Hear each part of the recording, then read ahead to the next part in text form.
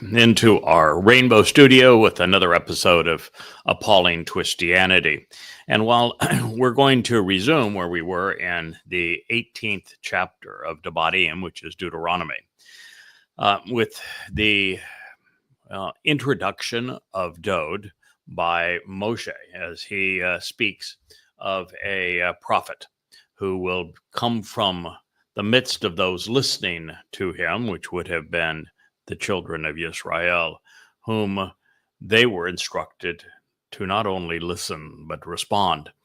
We know that this is God telling us right from the beginning that the most important person to listen to and respond to would be his beloved Son, the actual Messiah, the former and returning King, our Savior, Dod to David.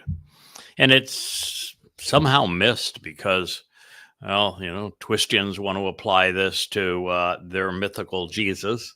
And with all evidence to the contrary, Muslims and the Quran, even Allah wants to apply this to the pedophile and rapist, mass murdering terrorist known as Muhammad.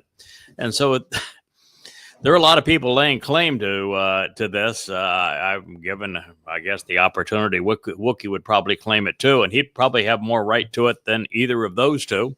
But nonetheless, it applies to Dod, as do almost all prophecies apply to Dod in one way or another. And so while this is Appalling Twistianity, and we're discussing something that is vital in the Torah, the more we understand God's test for a prophet, the more we understand Yahweh's great devotion to, focus upon, and love for Dod to David, the more readily we can denounce the myth of Mr. Christ and the dead God on a stick. So we're going to resume, take it from the beginning as it relates to this particular prophecy regarding Dod. We'll try to go through the preamble of it a little more quickly since we have already devoted 2 shows to it. But here we go. It says, a prophet. This means someone who is inspired to speak for Yahweh from among your midst, from your brethren, which means that he will be a Israelite, and if he's going to be from the very heart of Israel, he would have to be a Yehud of the tribe of Judah. Similar to me, which means that he is going to be one of the very rare player prophets in God's story. He would not have had to say similar to me, and he could have left it just at prophet if all that you needed to know is that he was going to be a Israelite and a prophet.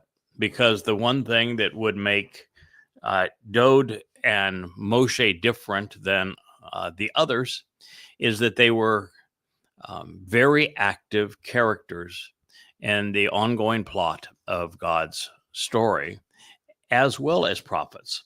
Whereas you look at people like Hosea and Zechariah, Malachi, Yoel, and Yirmiah, the list of pure prophets is quite extensive, some 20 of them, but yet quite different than those who actually play significant roles.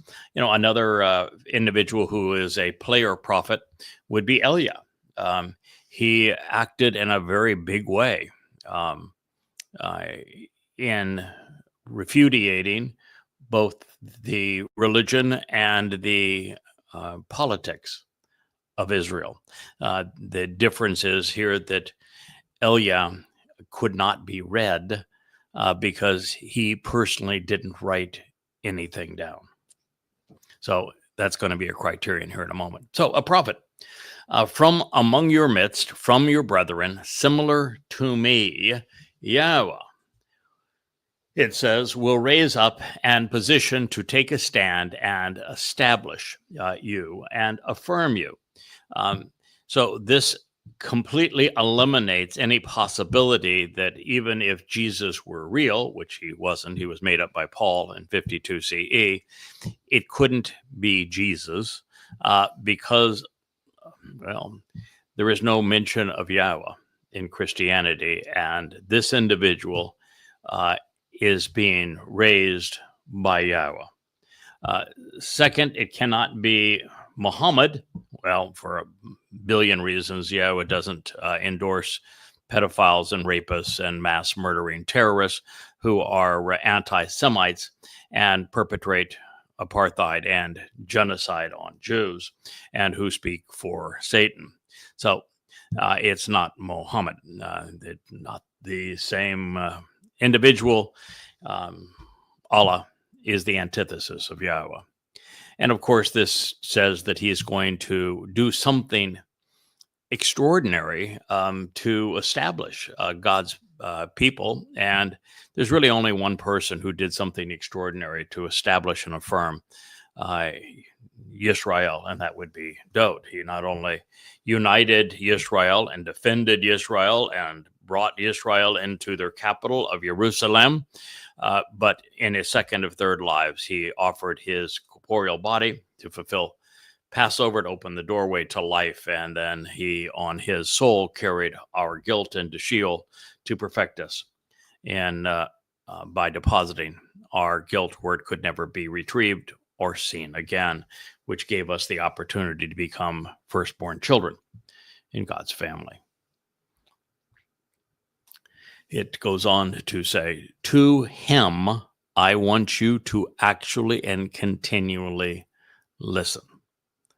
So this is an individual who is going to say things that are essential for us to know. And of the prophets that Yahweh has sent this way, while there are a number of them that had profoundly important revelations, there's only one of them that we could devote ourselves to constantly listening, and that would be Daud. He has this marvelous expose on how to observe the Torah, for example, the 119th Mizmor. He has so many brilliant insights as to how we should live our lives in the word pictures that he has painted through the Mashal Proverbs. And of course, his Psalms are absolutely magnificent in terms of explaining what he was going to accomplish so that we might live forever. So to him, I want you to constantly and continually listen. Devarim 18:15. This is consistent with everything which you requested of Yahweh. It's so sad, Israel, that not only did you do what follows, but you don't even have the character to admit it. And by not having the character to admit it, you put yourself in a terrible position because you don't recognize your current dilemma. This is consistent with everything which you requested of Yahweh, your God, in Choreb, during the day of the assembly, when you said, never again let me hear the voice of Yahweh, my God, nor let me see and witness this intense fire anymore at any time, lest I die. Devarim, Deuteronomy 18:16. You told God to shut up and go away. I mean, what's the matter with you? Why would you do that? And after doing it, and time going by, and you've seen all of the horrors you've had to endure as a people, and you still haven't rectified it. So if you want to know why Yahweh spoke through his prophets from this point on, why he chose the likes of me to communicate to you, it's because you told him to go away and shut up. You never wanted to see him or hear from him again. So you can't be picky about who you got and who he chose to speak through when you told him to go away. He's certainly not going to come to one of you, not after that. So here we are. It's repulsive what you did. Therefore, Yahweh said to me, that's actually better. And they have appropriately conveyed their preference. So why did God say it's better? Because you were obnoxious, because he didn't want to be around you anyway. And because he's first and foremost as an advocate of free will. You get the opportunity to do what you want done. And if you don't want to hear from God, you want him to go away, well, he will. And guess what came in his place? The Egyptians, the Assyrians, the Babylonians, the Macedonians. Well, you had the Philistines there for a while. I shouldn't have skipped over them. You got them again now, but unrelated to the old Philistines. You had the Romans 3 times. You had the Roman Catholic Church. You had the first Muslims that were so murderous. You had the Ottoman Empire. You had the Crusaders. Oh, my goodness. You had the Holy Roman Empire that subjugated you for so many centuries. You had anti-Semitic Europe and the pogroms, and then it led to the Holocaust with the Nazis. And you got Muslims again, and even Marxists today. You don't seem to have a problem with every foe. You certainly see lots of them. Why not give Yahweh a chance for a change? So the solution to you telling Yahweh to go away was that he was going to choose the people through whom he is going to speak. So, you ought to not be picky as to whom he has chosen. You don't seem to like Moshe very much. You told him so many negative things that he finally says, I don't want any part of you anymore. I can't even deal with you anymore. I don't understand you. I don't like you. You're obnoxious. I want out. I'd rather be dead than have to deal with you. And then look at Dode. Here he is, God's son. He's the Messiah. And you rebelled against him. You wore him out too. You're trying to wear me out. Maybe I'm not as bright as the rest of them, and it takes me longer to figure out maybe this job is impossible, and I'm going along just because, well, I'm not smart enough to figure out that you're impossible, and I'm going to stick with it because I happen to like Yahweh, and I happen to like Dode, and I think they deserve better. So maybe I'm doing it for them. Then maybe I don't even have to like you to do it for them. Maybe that's the case. Anyway, he says, I will raise up and establish a prophet for them from among their brothers, similar to you. This is now God speaking to Moshe, which he has to speak through Moshe to communicate to the rest of the world because you told him to shut up and go away. So when Moshe's mouth was moving, it's God's words that are coming out. So he says, I will raise up and establish a prophet, someone to speak for me, for them, from among their brothers, similar to you. And I will put my words in his mouth. So, ladies and gentlemen, when God just said, I'm going to raise up a prophet similar to you, and I'm going to put my words in his mouth, would that not mean that Yahweh was putting his words in Moshe's mouth? I think so. And wouldn't that mean that when Dode conveys his beautiful Mizmor lyrics for his songs and his the stirring prose of his word pictures and the Mashal Proverbs, that he's speaking for God? I think so. When Dode expresses the realization that 1,000 years after he wrote the words that he was going to be crucified by the Romans, to fulfill Passover, and that he would carry our guilt into Sheol via his soul. Finally, being able to leave at the end of Matzah to celebrate firstborn children as the firstborn. Do you think maybe it was God that spoke through him? What about when Dode visited Daniel and he gave him that timeline as to exactly when he would fulfill Chag Matzah in 33 CE? Do you think that Yahweh might have been speaking through him? I think so. And since you were told to listen to him, clearly he's speaking for God, isn't he? And I will put my words in his mouth, and he will convey them to you, saying everything which for the benefit of the relationship I instruct him. Devarim, Deuteronomy 18:18. And it shall come to be that an individual who will not listen to my words, which he shall declare in my name, I myself will seek it of him, and I will hold him accountable for it, requiring it of him. Devarim, words, Deuteronomy 18:19. There's only one person that Yahweh would make this statement, because if you don't listen to what Dode had to say,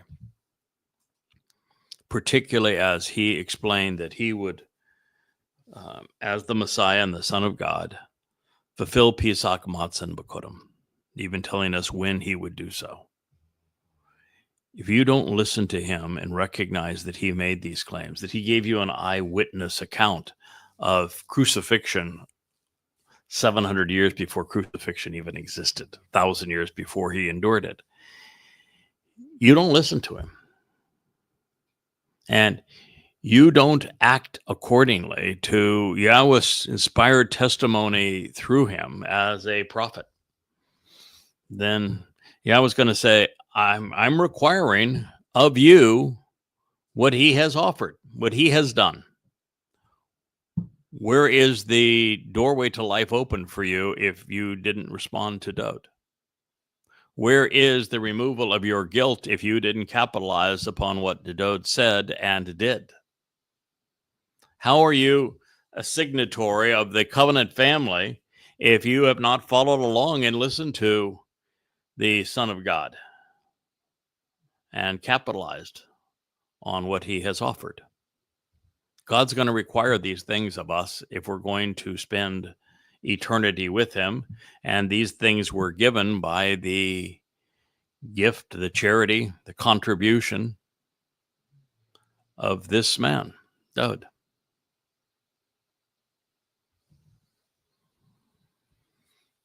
Pretty outstanding, huh? Now, you want to pretend that this is the dead God on a stick?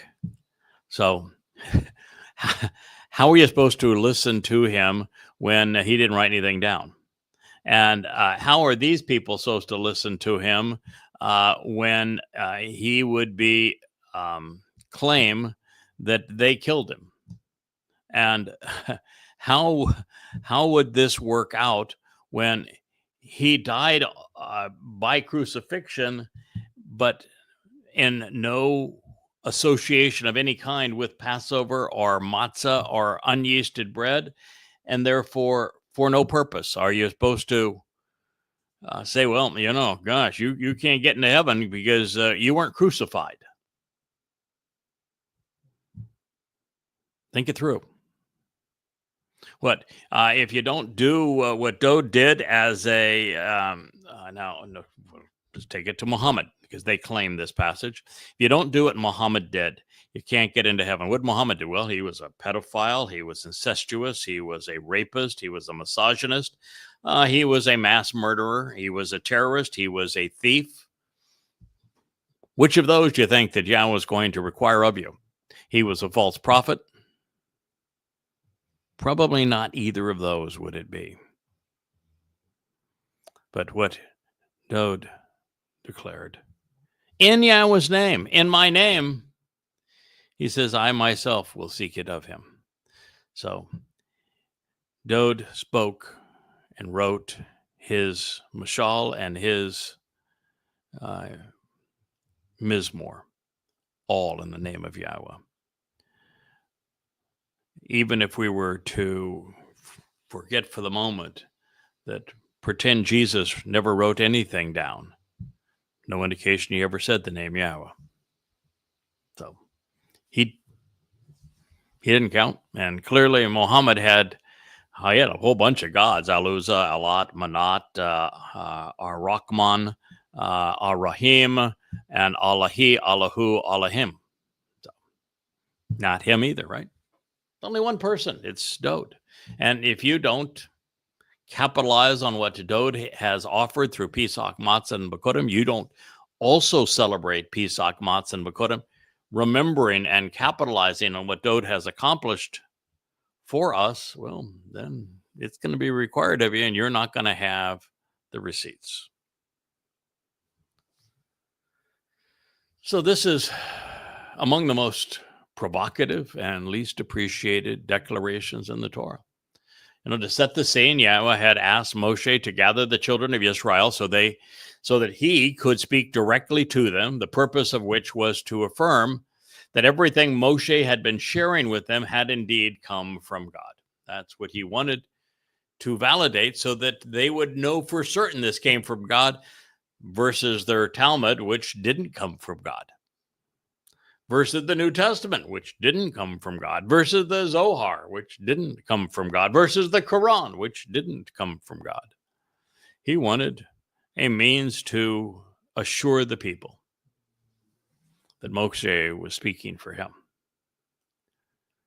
But from a human perspective, the meeting had been an unmitigated disaster. Rather than reassuring the Israelites, Yahweh had, I guess, unintentionally intimidated them. Not that would have been hard, but he also clearly irritated them. The brilliance of his presence and the tenor of his voice were too much for them.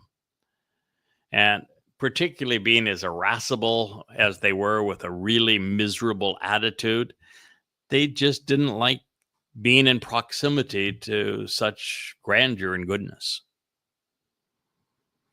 It is also likely that they were afraid that God was going to read their minds and peer into their souls and recognize they were not all that far removed from their brethren who had conspired to craft and worship that golden calf.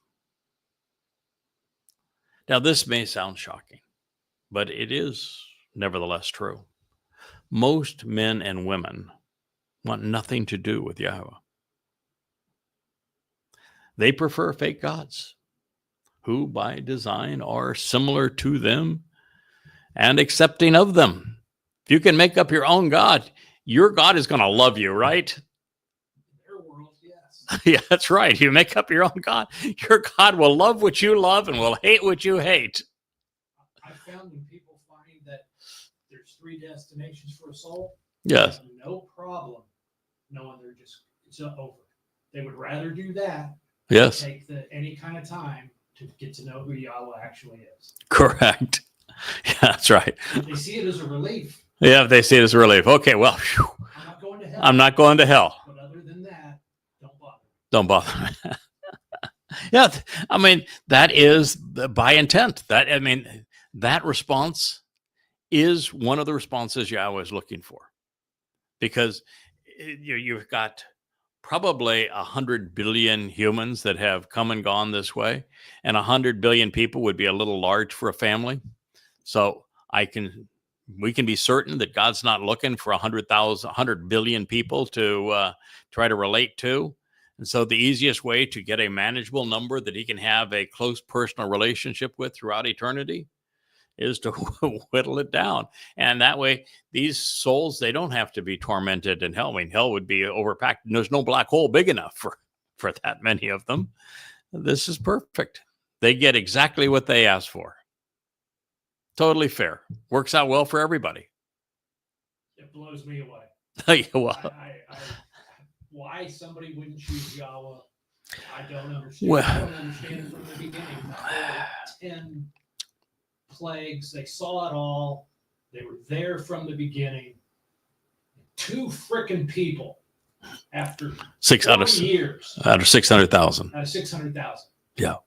Wow. Yeah, 2 were of the original group. 2 were allowed into the promised land. So it just gives you an idea is that for God to make that choice, He's not looking to maximize the number of people that are part of His covenant family and spend eternity with Him in Shamaim in heaven. He is looking for those who are like Koleb, those who are like Yashaya, those who have courage and conviction, those who are saying, hey, let's just go. Yahweh's with us. This is going to work out. This is going to be great. We can go do this. He wants people who are doers, who have the conviction of knowing that Yahweh is God, and that when we have Yahweh as our Father, we're protected. There's nothing for us to worry about.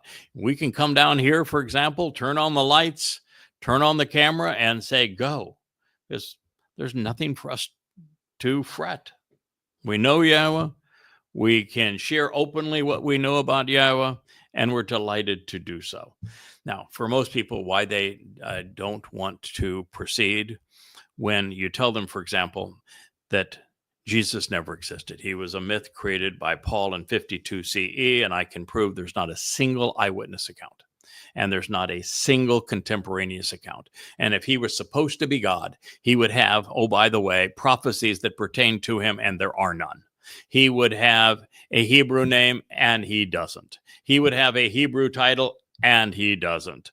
And there would have been someone who, and then between the literate Romans and the literate Hebrews, particularly with us having so many thousands of manuscripts to this period, like in the Dead Sea Scrolls, with so many manuscripts from this period, there'd have been somebody that wrote down a contemporaneous eyewitness account of what happened. And if he were supposed to be so spectacular, God-man, then he would have written something down. All of Yahweh's prophets did. You mean to tell me the most important of them couldn't write? Didn't bother to write? Waited 40 years for the first person to write, and that person wasn't even around? Wasn't even in the province of Judea at the time. So the whole proposition is completely ludicrous. And the only way they can validate their man God is to rob David of everything God said about him. Everything that is positive that you would claim about Jesus is either stolen from David, the person being spoken of here, or stolen from Dionysus, the resurrection and man being a god. The very premise is that God died. Hello? How stupid can you be? God cannot die. And if you were to die and you want to go to heaven, what is the first thing you have to get rid of? Your body. Your body is what's keeping you here. Your body is why you can't be perfect. Your body is why you can't get off this rock that we live on. Bodies are incredibly hostile to any movement into eternity or to perfection or to empowerment. That's just dunderhead stupid. And do you think that it's possible for a God no bigger than a man to create a universe of a couple of trillion galaxies, each with a few 100 billion stars? How would that be possible? Exactly. Come on. But, one of the things Paul realized, if you create a God in your image, your God's going to like you. Paul's God, I'm positive Paul's God said, yep, you're my God. You're my apostle to the world. No problem. He made up his God. His God's going to say whatever he wants him to say. Of course, even though that Paul's letters were the first 14 books of the Christian New Testament, and in terms of the order they were written, the first 14 books are all Paul's letters. Mark would come 10 years after Paul died. Luke was Paul's propagandist, and his book of Acts and Luke, both written as letters 10 years after Paul died, 40 years after these events played out, when he wasn't anywhere near anything that occurred like this and wasn't even in proximity to somebody who was near. It's not even good hearsay. And here's God telling you it's all about Dowd, the only person that fits this. And how hard would it be to figure out when there are more things said by Dowd that are pertinent to our lives than by any other? When God says, he's my chosen one, if God's saying he's my chosen one, and you just contemplated this very, very special person, who do you think is this very, very special person if God's got one chosen one and it happens to be Dowd? If God says, he is my son and I am his father, he says it 3 times and he says it to nobody else but Dowd, who do you think might be this person that you ought to listen to? If God says, if you don't capitalize on what he has done, then I'm going to hold you accountable for what he has achieved. He is the Son of God. You can't be the Son of God if you don't capitalize on what he did. Therefore, you can't enter his family. You can't enter his home. If God says, that's the guy that I am anointing and making my Messiah, and he says it 3 times, why would you believe a misnomer that had a name that's not even mentioned anywhere in the Torah and prophets? Why would you believe that he is, and not even a Hebrew title, but why would you believe he's the Christ when there is no mention of a Christ? And we're told by God himself that Dowd is his Messiah. I mean, I've said this before, but I've just got to ask, how stupid do you have to be? There's 3 billion people that believe the idiocy of the Christian New Testament and believe that there was a Mr. Christ, and yet it is utterly stupid.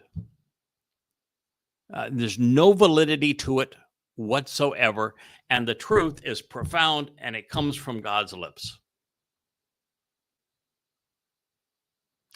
Well, I guess most men and women just prefer their gods as puny and pathetic as they are, as malleable and contradictory as they are. There's more money and profit in maintaining the lie. Well, certainly there's a lot more money and profit in this crime that is Christianity, and also you can create for yourself, if you're a power-hungry individual, whatever control mechanism you want, if you claim to be the authorized agent of an imaginary God. So they do. Religion has been very, very profitable to them. That's why God says he hates religion. Now, a God befitting the people is, well, easy enough to make. Humankind has devised millions of them. Get enough people to believe based upon the monumental edifices erected to them, and sculptures and scriptures attributed to them, and a God is born.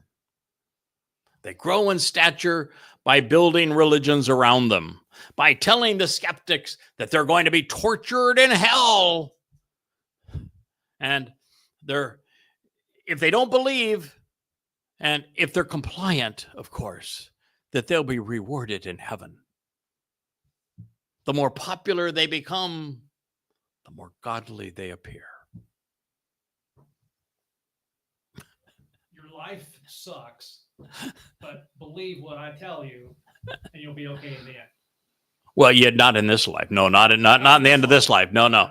That's the whole thing that's so absurd about these things. Yes, you're going to suffer, and you should suffer for these gods because, well, you have to suffer for the king and queen and for the people in power, the popes, and all that stuff to live lives of utter luxury. You all need to suffer because, well, you need to give us the money. And you need to be devoted to us. Yeah, and I know that life is miserable for all you lowlifes out there, but you just suck it up, and you'll end up, if you're compliant to us, big little holy water on it, and you'll go to your reward is in heaven, your next life, not in this life, your next life. In Islam, life has to be miserable here. You got to give up all your money. You got to give up your freedom, and you have to go off and kill and die. But hey, it's all going to be good in the end, because even though your life's miserable here, you're going to get your babes in paradise later. Trust me, I'm going to give it to you later. I can't wait to see the looks on their faces when the truth finally comes out. Oh, and you're going to say, how could you have been that stupid? Surely, are you just fundamentally evil, or are you just genuinely that stupid, or both? Throughout human history,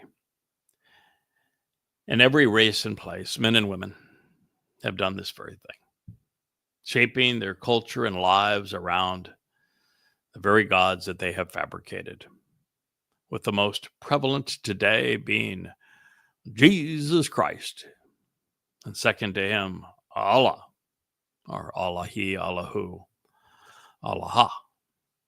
And where there is a false god, the real God is not welcome, because he threatens to undermine the very essence of who the faithful have become.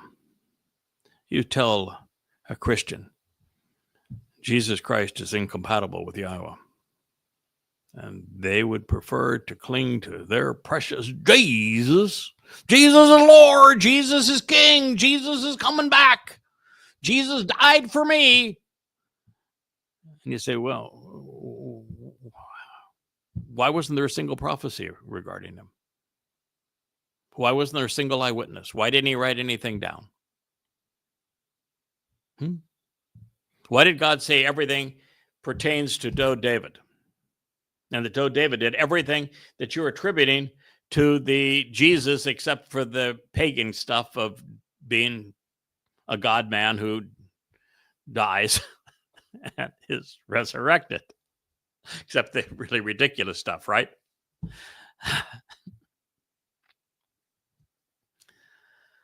Oh,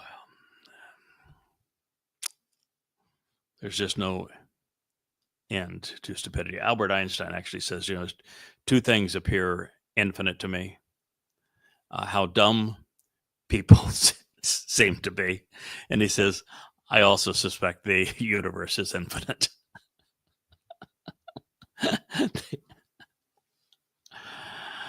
The Israelites of the Exodus, like Christians, Muslims, and Haredim today, want a God they can fashion to accommodate them, to value them.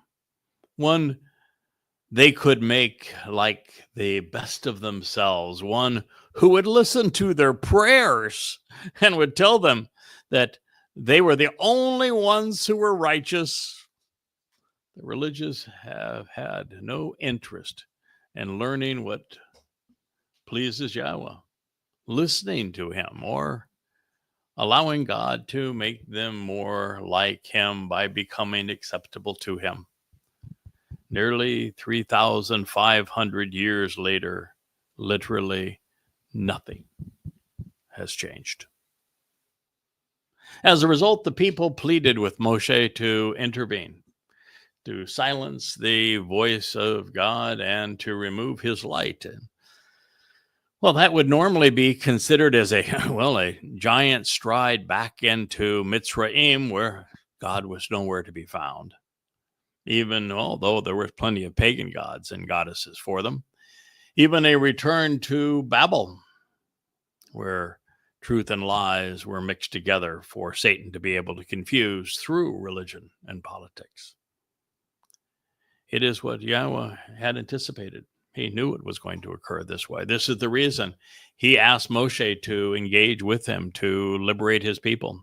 It is the reason that God was revealing the Torah through this lone individual rather than 270, 700, 7,000, 70,000, or 700,000 people.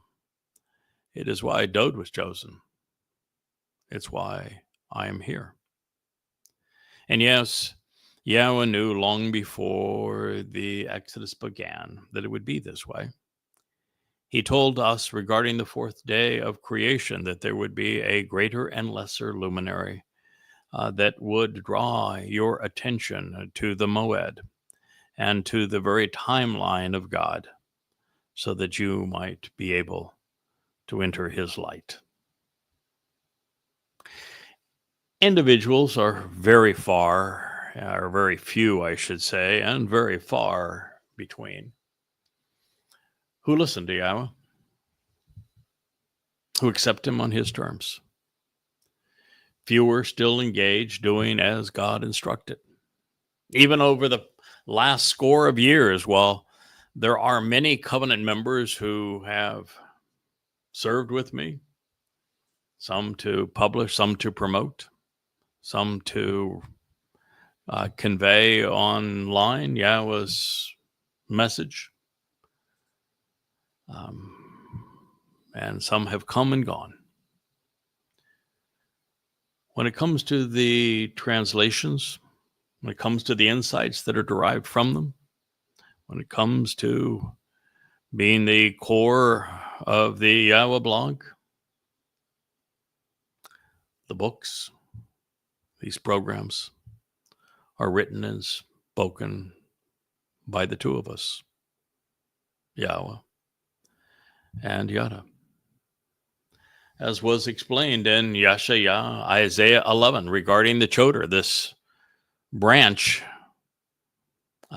that would give the fallen stump and tree of Yisrael new life.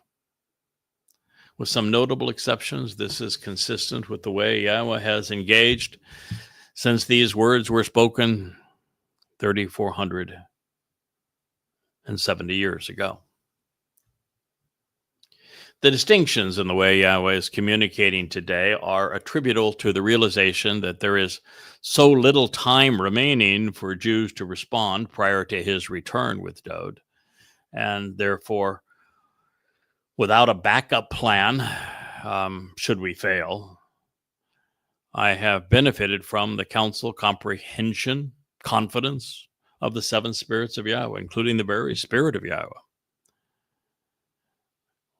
This is not a time for failure.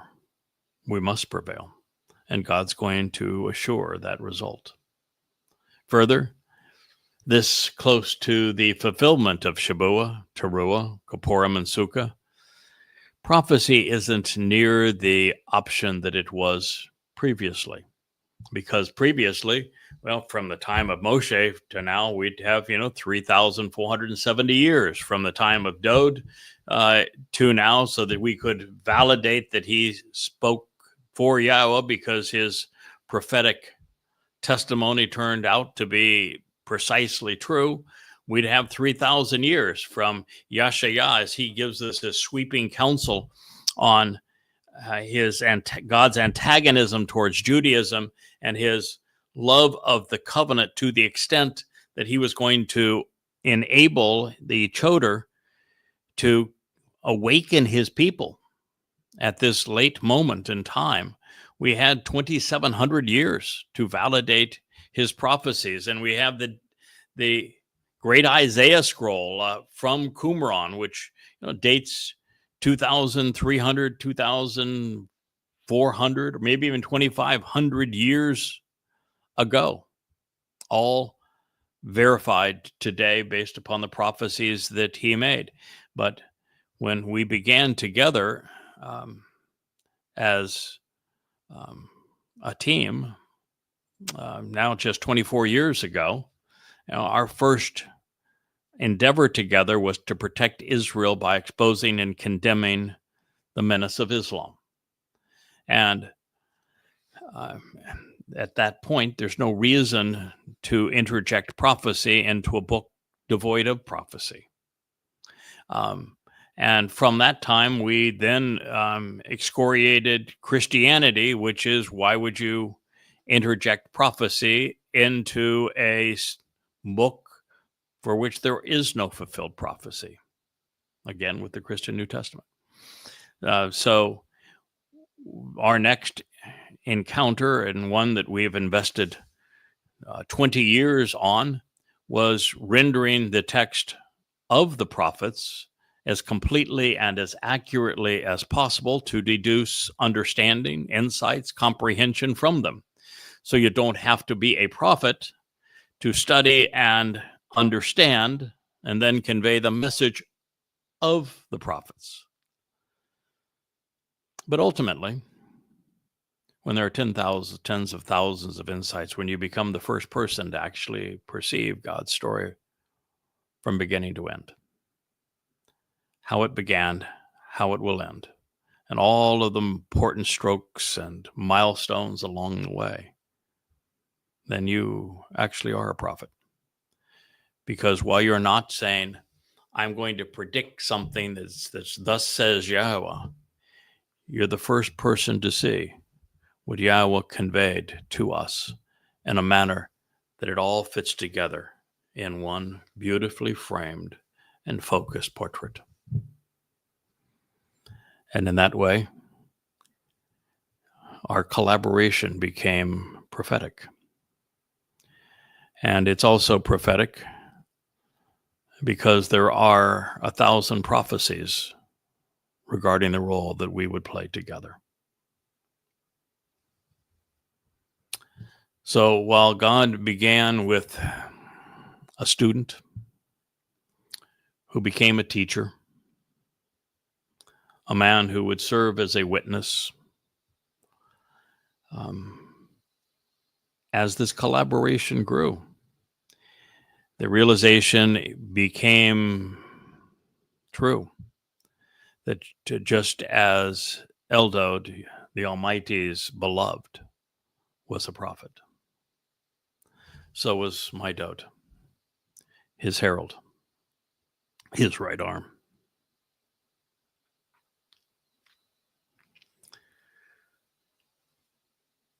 So this has been our modus operandi together. We're going to provide the world with answers that no one has previously deduced just in time for everyone the world over to capitalize as the final four Moed Mikra are fulfilled. Now, we're also told that the Nakar, this observant foreigner, will become better informed, will be more accurate, more convincing than anyone who has claimed to speak with God, and that would certainly include the rabbis.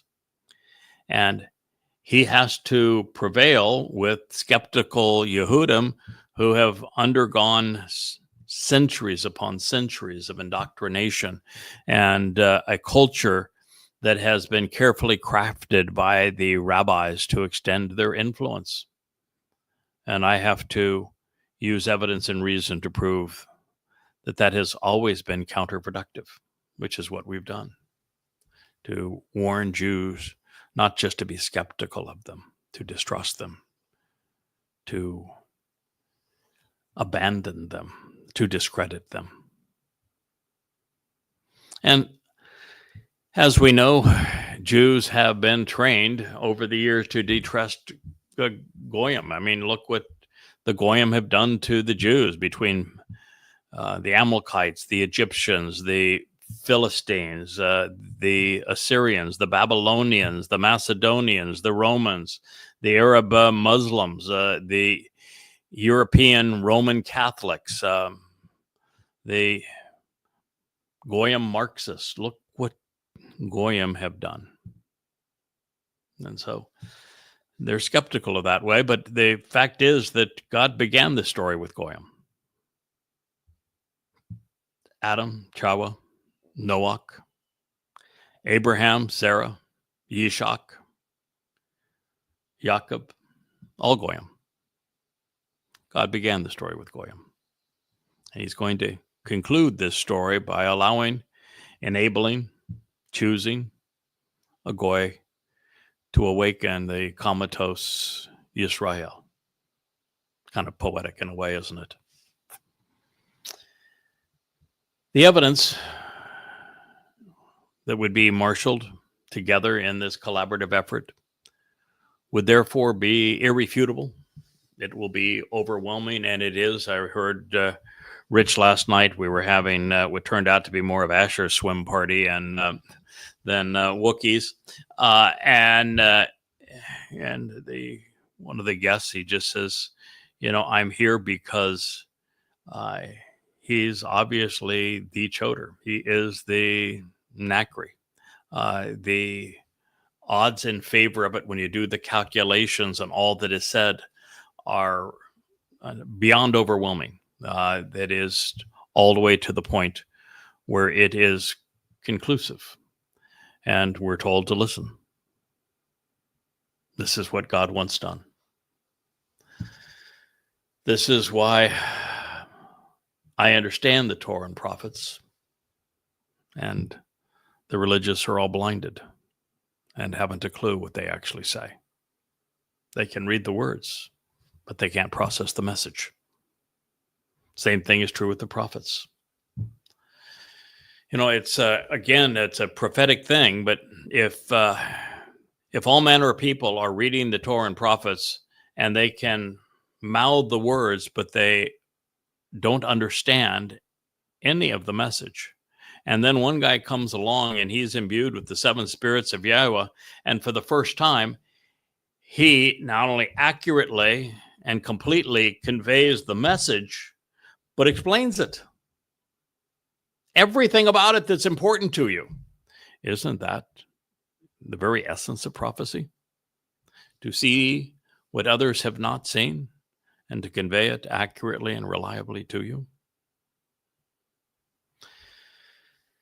Since 99% of what I'm revealing is obviously contrary to accepted religious beliefs, and since most of the insights and conclusions I am sharing are unheralded, no one has perceived them previously, it's relevant to understand that the prevailing myth that is stabilizing societies insists that the popularity of something, which is universally upheld, must be true, while conclusions of lone contrarian individuals are therefore wrong. This is the whole idea of Roman Catholicism's heretic. But truth has never been popular. Ever. This means that advocating Doge's role as the Messiah and the Son of God, fulfilling the Mikra, is tough for most people to accept, even when it is confirmed by God, even when God himself says, this is true. So Yahweh had to intervene, had to make it possible for me to do what no one else had done, to understand the central thrust of his message, and then have the compassion, the courage, the wherewithal to convey it to you, to compose 35 books which validate it, improve it, authenticate it, and then to look you in the eye and say, here's the truth. All religions are false: Judaism, Christianity, and Islam. And the truth is that Yahweh is God's one and only name. His beloved son is Dod David. And he came in 33 CE, in year 4000 Yah, to fulfill Pesach, Matzah, and Bekurim, so that the door to heaven and to life was opened, so that we are perfected on unyeasted bread, and we have the opportunity to become members of God's covenant family as a result of Bekurim. And that the next Moed Mikra to be fulfilled is Shabuah, and that will occur 11 months from now. at the time that we enter the period of Jacob's troubles, which will finally conclude with the ingathering of olives of Israelites on Teruah, September 23rd of 2033. And that the sacrifice of the red heifer will cure the ills of this adulterous woman that is the mortal remnant of Israel in time to be betrothed to the returning king, which is David, who is going to return as brilliant as the sun in Yahweh's presence on Yom Kippurim in 2033, year 6,000 Yah, so that we can all re-enter the Garden of Eden together. That's the truth. It's rare. It's uncommon. But God himself states it over and over again and validates it. It is actually irrefutable if you are a practitioner of evidence and reason. If those are your guides, that's where the words will lead. Now, there are hundreds of prophetic references to what Yahweh and I are achieving together. In fact, so many hundreds of them that I am certain that now that number is at least 1,000, because we find it everywhere. The prophets through whom these revelations were conveyed have consistently been accurate. So, on behalf of his people, not only do we prevail, neither Yisrael nor the earth would survive if we didn't. You want to root for us. Even if you don't want to capitalize on what we're offering, you want to root for us, or the earth simply disappears. There's no purpose to life. Yahweh doesn't return. Satan prevails. Without a meaningful return of Yehudim to Yahweh as a result of Yada Yahweh, which really says it all, doesn't it? Yada Yahweh, to know Yahweh. There would be no reason to fulfill any of the remaining mikre, which would nullify the human experience. There'd be no Shabuah harvest, no Teruah gleaning, no mortal remnant of Yisrael, no perfecting the adulterous woman, no betrothal and return and homecoming on Kippurim, and no re-entry into Eden. Wouldn't be anybody there. Whether it was Adam or Noach, Abraham or Jacob, Samuel or Dode, Zechariah or Malachi, or now with the Bashar Herald, Yahweh has been consistent. With very rare exceptions, he has chosen one or two individuals with whom to engage and through whom to communicate with Israel and with the world. And he seldom, if ever, works alone.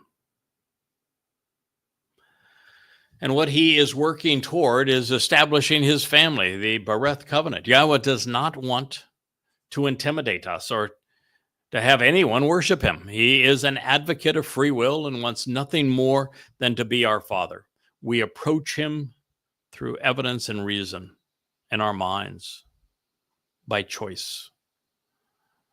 Not because he is so visible and loud that he cannot be denied. It is the reason that we were created in the first place. This explains the covenant. It embodies his approach and intent. He speaks through men because he wants to be with them. Now, in this particular prophecy, God predicted an individual who would be a Israelite, and he would be a prophet, of which there were fewer than 40, with less than half of them leaving a written legacy scribed by their own hand. 20. Of them, the two most prolific, the only two real, genuine player prophets, were Moshe and Dod. They are the two mightiest Zeroah. Now, of course, there was also Shamuel, Yashaya, and Yirmiah, and they would leave an indelible written legacy to explain the past and to predict the future. Yashaya, Ben Nun, Hosha, Chabauk, Yoel, Shalomo, Amos, Zechariah, and Malachi also left impressive written reports. Each of these prophets is invaluable and undeniable because they were inspired by God, such that everything they wrote has been shown to be true. Although we must acknowledge that most of what they wrote has not been understood and has typically been misconstrued until now. Of these men, and I say men because Nabi, in this case, is the masculine form of the word, only one rises to the level of Moshe, and that's Dode David. Moshe announced the Mikre, and Dode fulfilled the most important of them. Moshe explained the Bereth, and, Dode embodied it. Upon his return, Yahweh will be arriving with his chosen Mashiach, our Melech, king, our Ra'ah, shepherd, his Ben, son. It is to the lyrics of the Psalms and the prose of his Proverbs that God wants us to listen, that God himself listens. Of the three Zeroah, the predicted one cannot be Moshe because, he is announcing the arrival of another. It cannot be Jesus because even if we pretend that he existed, he wrote nothing for us to read. So we can't listen to him. And it can't be Yada because he is a messenger. And clearly, he is a prophet in the sense that we have discussed as God has delineated his nature in this regard. He does not measure up to Dode. Moreover, he is, by the very definition of the terms that Yahweh has chosen for him, an observant foreigner, a goy. So he is not from your midst. Although there is a subtlety which shows him to be related in a way. First of all, speaking of the Nakar, the prophet Yashaya was inspired to convey that he was also a son. And in one of the most profound prophecies regarding him, he is called the man who comes out of Edom to save many. Edom is from Esau. Esau was Jacob's brother. It says that the family will be brought together and healed.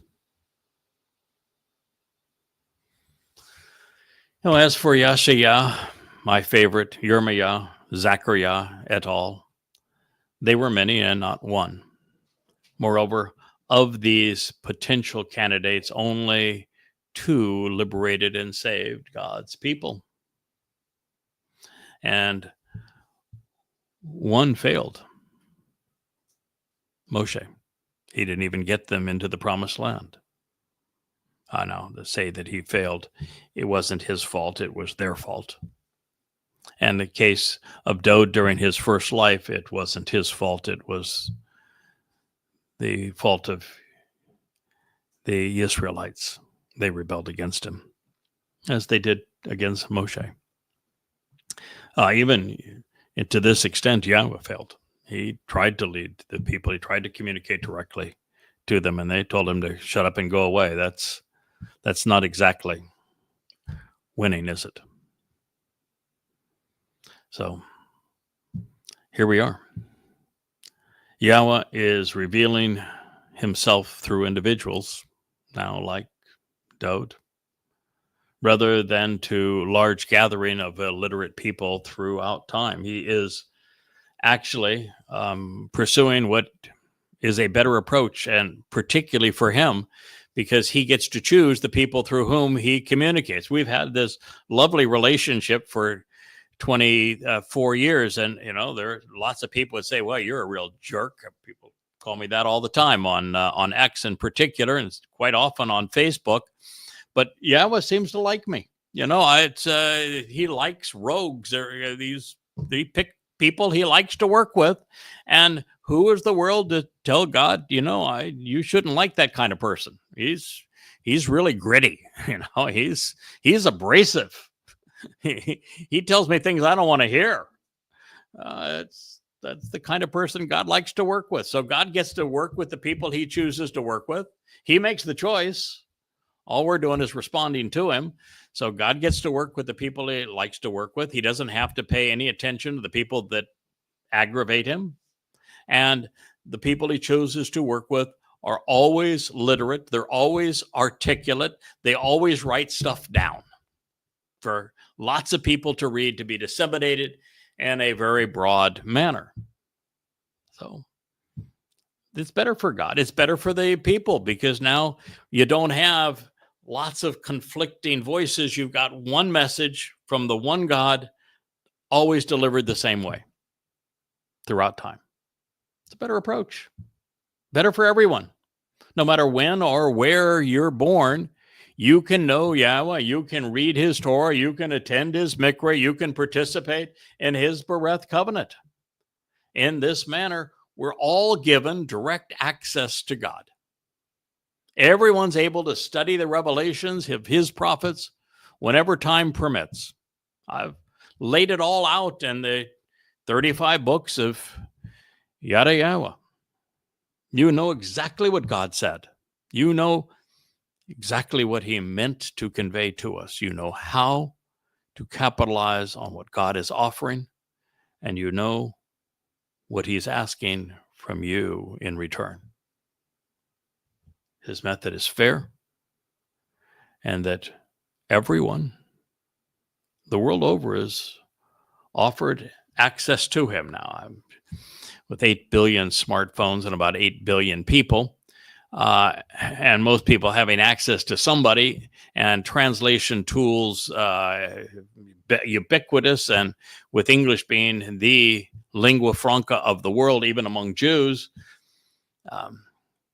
for those that are sufficiently smart to be able to process the complexity of God's message, he's available to them.